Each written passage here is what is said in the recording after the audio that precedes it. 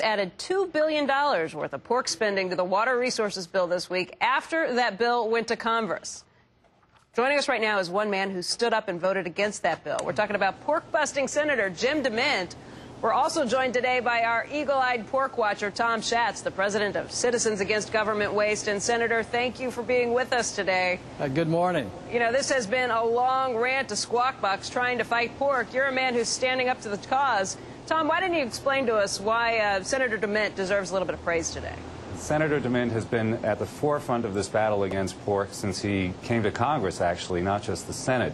But the problem with this bill is that all of these earmarks or pork barrel projects added in conference were supposed to be subject to challenge when they came to the floor of the Senate. In other words, you couldn't airdrop or add projects after the bills passed the House and Senate.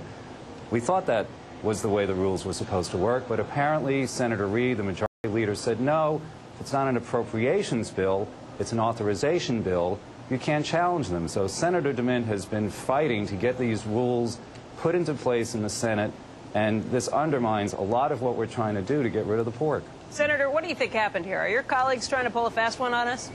Well, Americans are sick and tired of this Congress wasting their money and creating huge debts for the future. And that's why a few of us are trying to stop this system of earmarking where every member of Congress gets a slush fund to try to buy favors back home, to try to get press releases.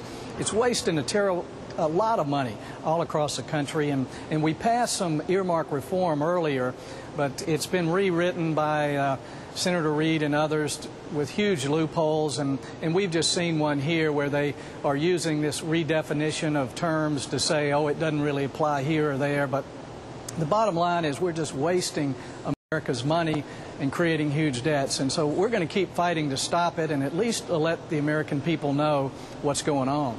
You know, Senator, recently there were a lot of headlines created by Alan Greenspan. His new book that's out, it kind of took your party to task for not fighting harder against some of this excessive spending. Is this a situation that you see those people who are fighting pork, is that a Republican or a Democrat issue, or is this something that you're finding help on both sides of the aisle? Well, I'm finding help on both sides of the aisle. A Democrat, Senator Claire McCaskill, helped us with at least protesting against what they've done. The Republicans were bad. Unfortunately, the Democrats are even worse right now, and there's just a small band of Republicans and Democrats who are just trying to say this is corrupting our whole system.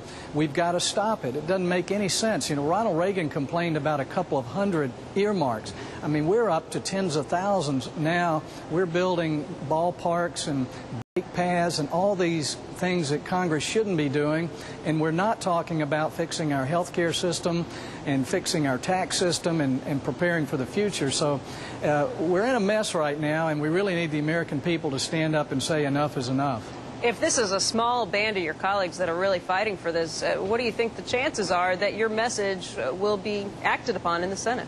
Well, it's a good question, but there was a small band fighting the immigration bill, and because millions of Americans stood up and say, no, this is not the right way to do it, we won.